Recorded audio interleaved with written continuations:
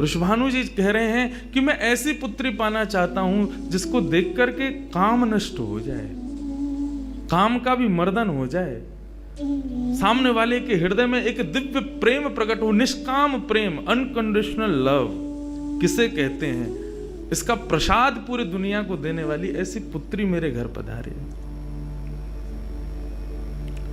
स्वार्थ सिद्ध प्रेम सब करना जानते हैं, लेकिन निस्वार्थ प्रेम किसे कहते हैं, वो ठाकुर जी का वो शक्ति स्वरूप ही सबको बता सकता है। ब्रह्मा जी की प्रार्थना हुई ठाकुर जी से।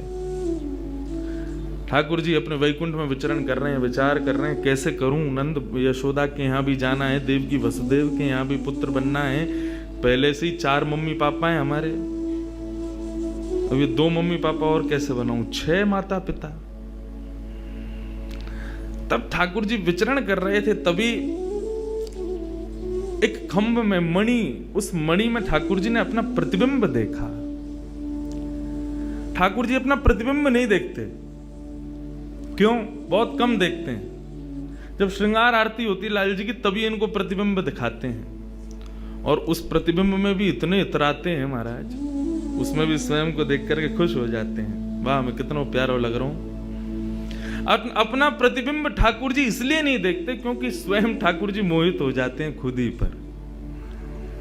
जैसे ही ठाकुर जी ने स्वयं का प्रतिबिंब देखा, प्रतिबिंब देख के आगे बढ़े, लेकिन ठाकुर जी मन में विचार करने लगे, मुझे सबके स्वभाव प्रिय हैं, लेकिन अपना यदि देखूं तो अपना प्रतिबिंब बहुत प्रिय है। जब स्वयं को देखता हूं प्रतिबिंब में, तो ऐसा लगता है कि मानो जो सबको मोहित कर रहा है वो स्वयं को जब देखे तो खुद भी मोहित हो रहा है, क्योंकि प्रतिबिंब कभी झूठ नहीं बोलता। प्रतिबिंब का ये स्वभाव है, आप जैसे हो वैसा आपको दिखाता है।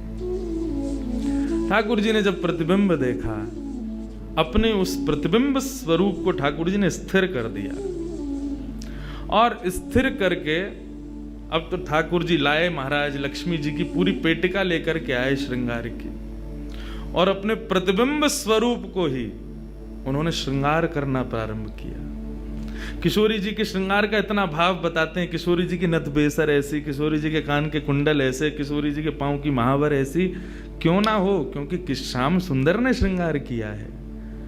किशोरी जी का जो स्वरूप है वो ठाकुर जी ने उसका श्रृंगार किया है। नारायण बैठे महाराज सिंहासन लगा करके अपने प्रतिबिंब का ही श्रृंगार कर रहे हैं।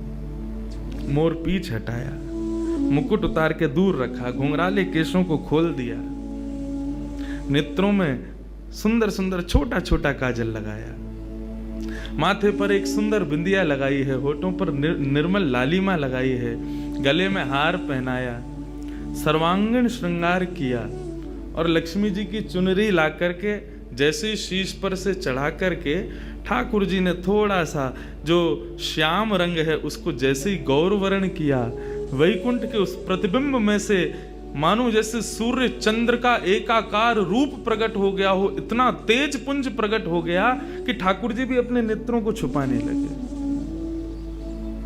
थोड़ी देर नेत्रों को बंद करने के बाद जब बड़ी धीरे से ठाकुर जी ने जब अपने प्रतिबिंब की ओर देखा, तो किशोरी जी का दिव्य स्वरूप वहां प्रकट हो गया। ठाकुर जी ने दंडवत किया, पहले प्रणाम, हे श्याम सुंदर, आपने ही मेरो निर्माण कियो है, आपने ही मोको प्रकट कियो है। क्या भाव है?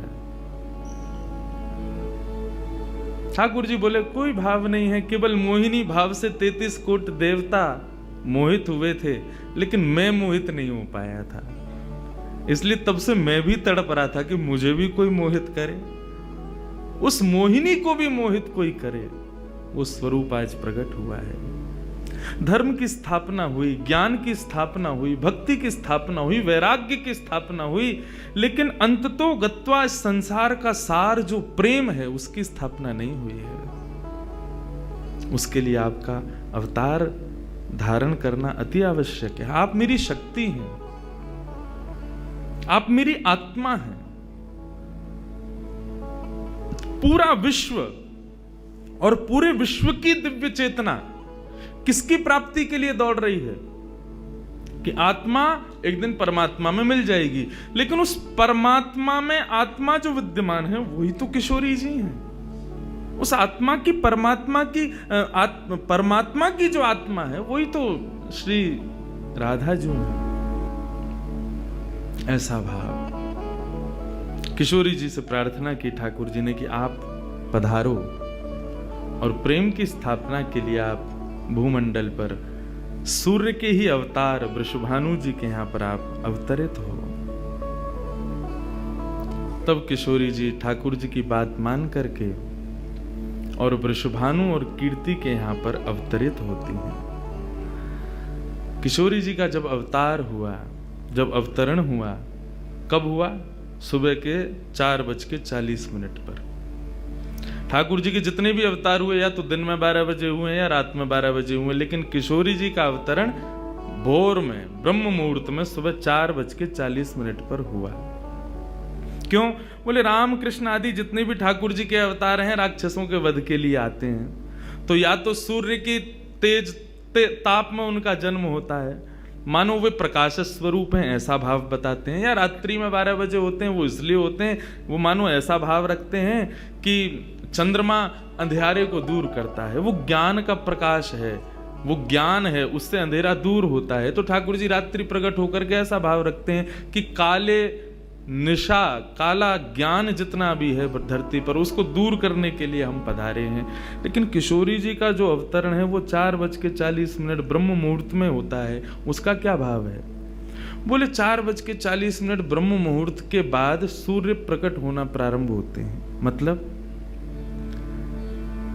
सारे मंगल कार्य ब्रह्म मुहूर्त में होते हैं। चिड़ियाओं का चहकना, कई पुष्पों का प्रकट हो जाना, मानव के मस्तिष्क में आज मुझे क्या करना है, वो दिव्य चेतना का प्रादुर्भाव होना, ये सब कुछ सुबह ब्रह्म मुहूर्त से प्रारंभ होता है। और सबसे बड़ी बात, सूर्य प्रकट होते हैं, धीरे धीरे धीरे धीरे अंधेरे को दूर करते हैं और धीरे धीरे धीरे गतिमान होते हैं 12 बजे तक। तो किशोरी जी का प्रादुर्भाव ब्रह्म मुहूर्त में हुआ, इसका ऐसा भाव बताते हैं कि मानो वो प्रेम जिस प्रकार प्रादुर्भाव से लेकर के और आगे के गंतव्य तक नित्य प्रति बढ़ता रहे, उसका वर्धन हो, वर्धन करने के भाव से किशोरी जी ब्रह्म मुहूर्त में पधारी।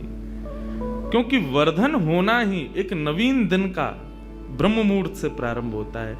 ऐसे ही प्रेम का वर्धन, भक्ति का वर्धन, भाव का वर्धन, उन सब का वर्धन करने का प्रतीक है किशोरी जी, इसलिए ब्रह्म मुहूर्त में जन्मी है।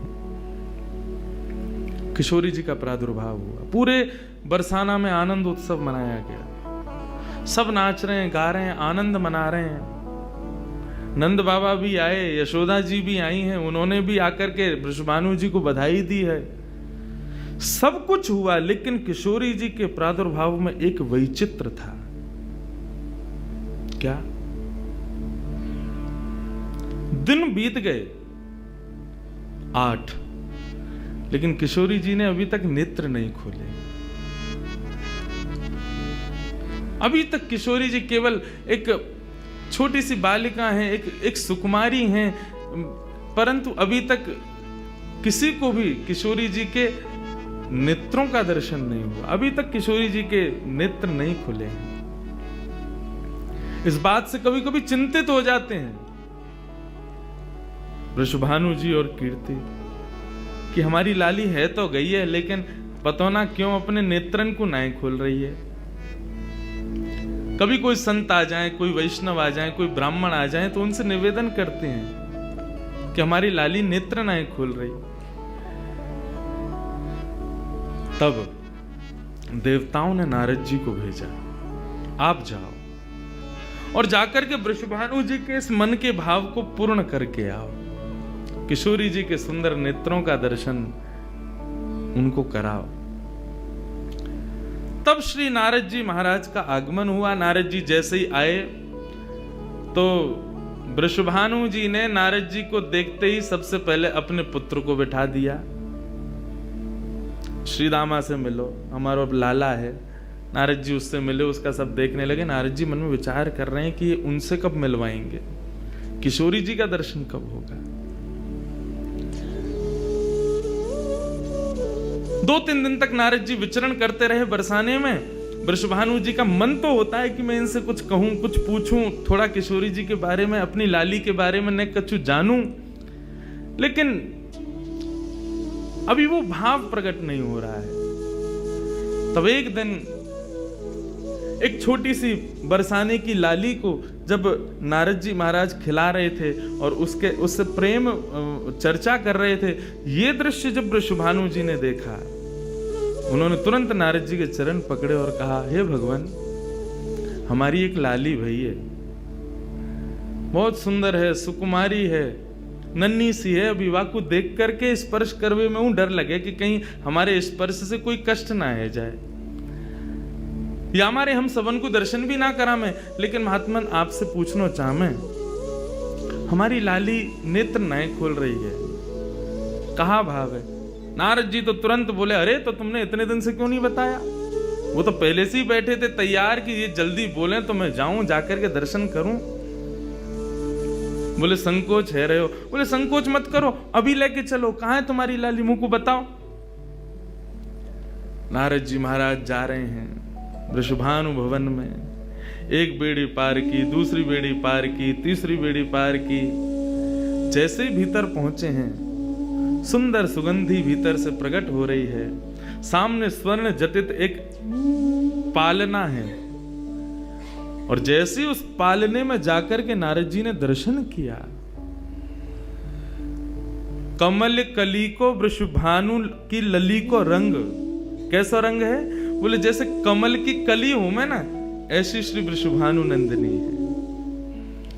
नारद जी ने जैसे उनको दर्शन किए है, आनंदित है गए, आनंदित है करके प्रणाम करने लगे। वृषभानु जी बोले, हमारी लाली नेत्र नाए खोल रही है, आप कृपा करो ना।